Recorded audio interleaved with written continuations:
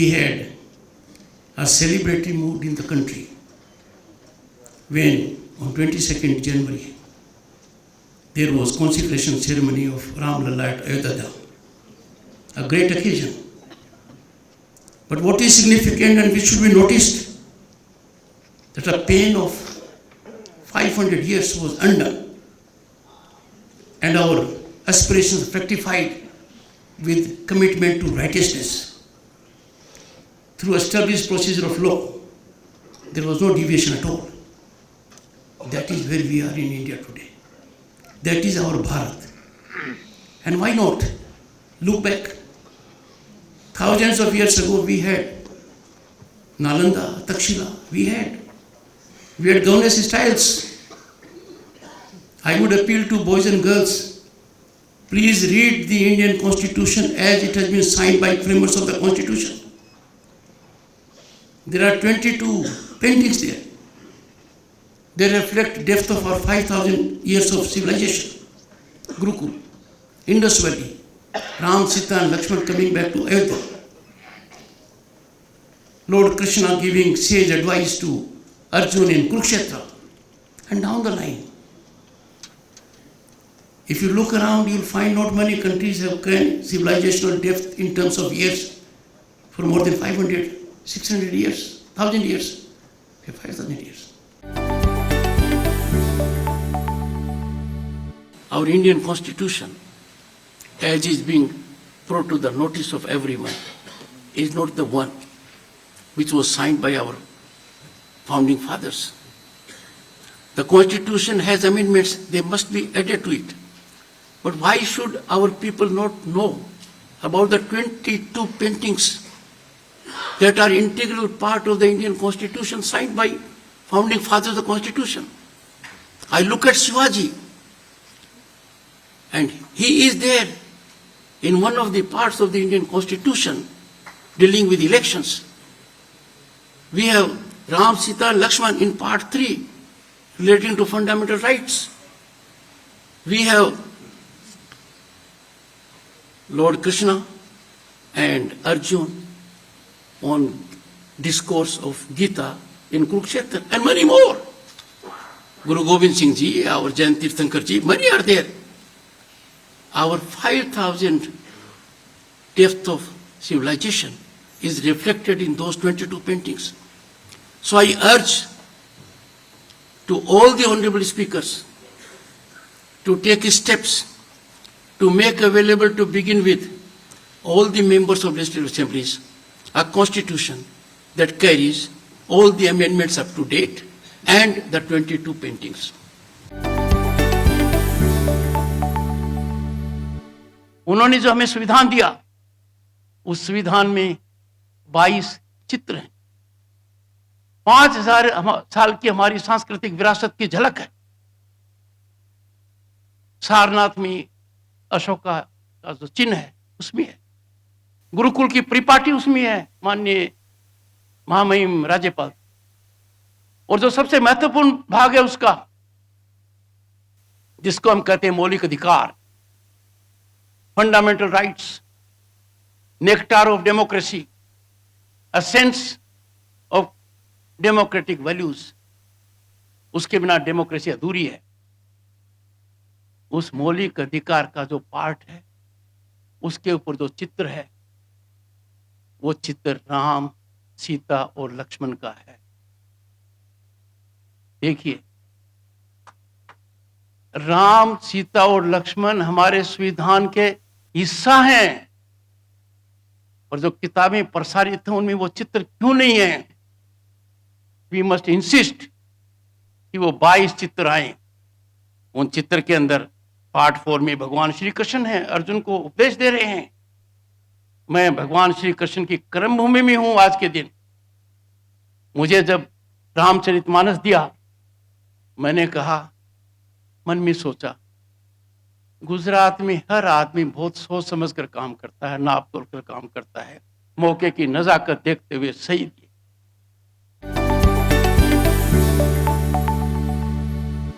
India is the land of Bhagwan Buddha, as appropriately reflected by Honorable Prime Minister Narendra Modi I quote him, "We are proud to belong to a nation that has given the word Buddha and not Yuddha, that is war."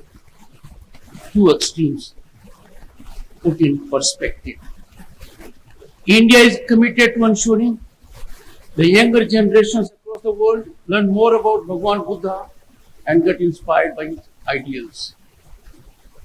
India is proactive, be it the development of Buddhist circuit, boosting connectivity for international travelers to access sites of Buddhist heritage, or the efforts such as India International Center for Buddhist Culture, or the popularization of Bhagwan Buddha's message.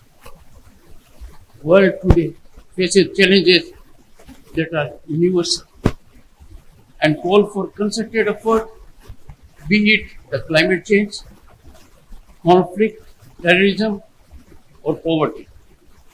These challenges to humanity are existential and can be addressed by common resolve and collaborative and collective approach. The principles of Bhagwan Buddha are no less than a beacon of hope and light to catalyze convergence of all stakeholders on a common platform. Platforms such as ABCP are important in shaping a common future and directing a positive discourse. Buddha's timeless wisdom, eternal wisdom, woven into the fabric of our world, offers a very powerful, harmonious, wholesome, seamless passage to peace, prime need of our times, not only for human beings, but also for living beings.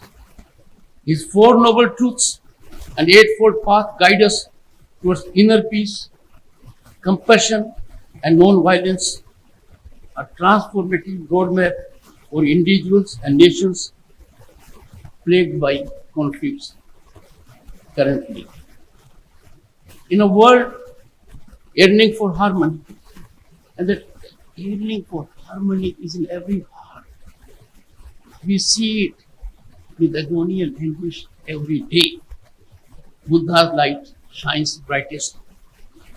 Let us embrace his teachings, build a future where peace prevails.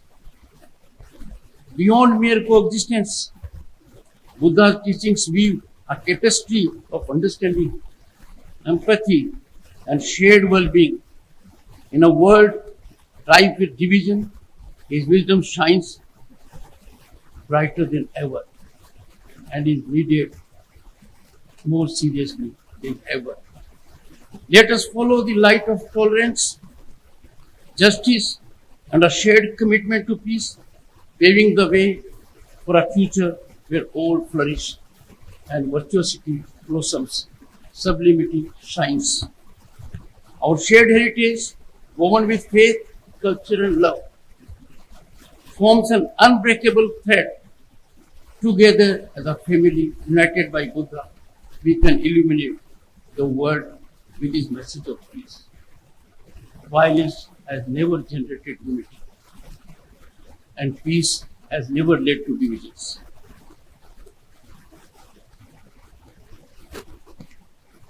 Across the continent, Buddhist stupas stand as silent testaments to Buddha's enduring wisdom.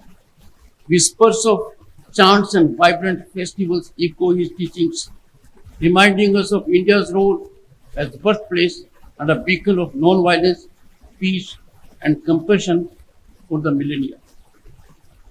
This ethos, reflected in our constitution and national emblem, compels us to share his message with the world, just as India has always shared its knowledge and world wisdom over thousands of years. Friends, the Indian Constitution artwork, and that is part of Indian Constitution, reflects 5,000 years of history. I invite your attention particularly to part 5 of the Constitution, where Lord Buddha graces the first sermon, the Dharam Chakra Parvatana. This is an integral part of Indian Constitution, integral part of a nation that is home, as I stated, to 1/6 of humanity. This placement in the Indian Constitution that guides our working in all aspects symbolizes the ideals of enlightenment. A parliamentary system, independent judiciary, and balance of power guiding the nation's highest institutions.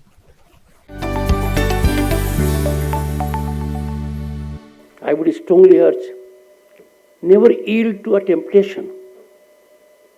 Never ever yield to a temptation that is not lawful. Because if India has to be on the rise, it has to be on the rise as a result of a culture. I'll give you 3 illustrations. Mahatma Gandhi ji laid great emphasis on Swachh Bharat. But we always took it our right. If we are peeling a banana skin and enjoying a banana in a car, we thought the road is my garbage. I have to throw it immediately by getting the window pane down. We've been doing it. But I can tell you, none of us did it. Distinguished people are here while we were abroad. We never did it. Which means we are compulsively disciplined. In this country, we need to be optionally disciplined, no, voluntarily disciplined. 2nd October 2014, the Prime Minister took to Swachh Bharat. Many people said, what is he doing? Prime Minister of the largest country. And look at where we have come. A toilet in rural household. We see it everywhere. We thought it was so gigantic an exercise, we will never be able to accomplish it. Swasthya has become a great industry also. Because the thought entertained by Gandhiji was translated into reality by the Prime Minister's vision and execution. You will have to set in motion several such trends because you will be in positions where people will look up to you. And that is something you have to bring about. Friends, when you attend a function of such a legend, you have to engage in due diligence and homework. It may not be my ordinary subject, but then we can always imbibe by putting in some effort. The lessons we draw from Upanishads are eternal. And finding as I do in my difficult position, I can reflect with firm conviction, contemporaneously relevant as never before.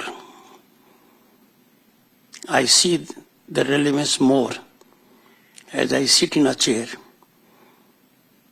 That certainly is not very comfortable. Upanishads take us to wholesome path of order, truth and moral values. Mundak Upanishad is of particular significance to us. From one of its part, mantra, we have taken Satyamev Jayate. The motto is written below the Ashoka emblem, which is our state emblem. I am reminded by a slogan popularized in the 19th century by Swami Vivekananda. I belong to a district in Rajasthan where Swamiji had taken to work. And I was governor state of West Bengal where Swamiji made impactful situations. And been to Chicago along with my wife, Dr. Sudesh, where Swamiji rendered that address to the world, which immortalized our civilization and Swamiji both. The message of Swamiji. I quote, arise, awake and stop not until the goal is reached, unquote. As a matter of fact, this is not a slogan originating from the thought process of Swamiji. This slogan is embedded in our civilizational ethos. If you trace its origin, you will find it is in Kat Upanishad. Those of you who are keen to read about it, 1.3.14. I would appeal to all young minds, do spare some time to have first a physical look at Upanishads. Wherever I have been and come across the student category, they are enthused by the name Upanishad, but have not had the benefit to see it physically. I will appeal to all of you. Get Upanishads. It will sharpen your brain and help you achieve affirmatively for larger welfare of the society.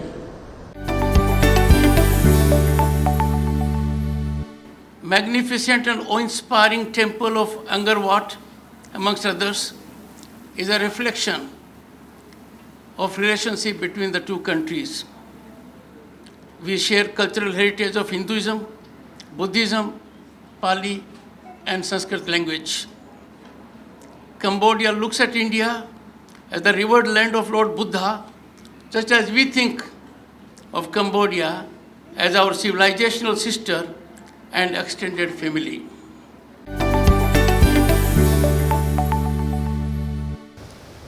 India has a great, unrivaled heritage of debate, discussion, knowledge sharing, public discourse, and intellectual brainstorming.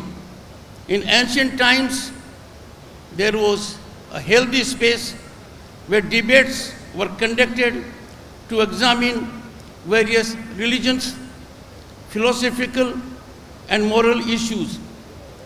Indian epics like Bhagavad Gita and in-depth contemplation on morality and philosophy in the form of dialogue. Dialogue, debate, and discussion are soul of governance. Contemporaneous scenario on this count, particularly legislatures, is worrisome. Entire ecosystem upliftment can be effected by drawing lessons from our rich past. The great Brihad Vanikaga Upanishad itself was firmed up on discussion, such as Yajnavalkya Gargi dialogue, historical dialogue, in which the sage Gargi, in a philosophical debate, challenging sage Yajnavalkya with intriguing questions on the issue of Atma. Lok Manthan seeks to revive, and if I go by the two earlier editions, seeks to revive very successfully on incremental trajectory our age-old Bharatiya tradition of Samvad. Our concept of Samvad is not mere transmission of information, but positive and constructive communication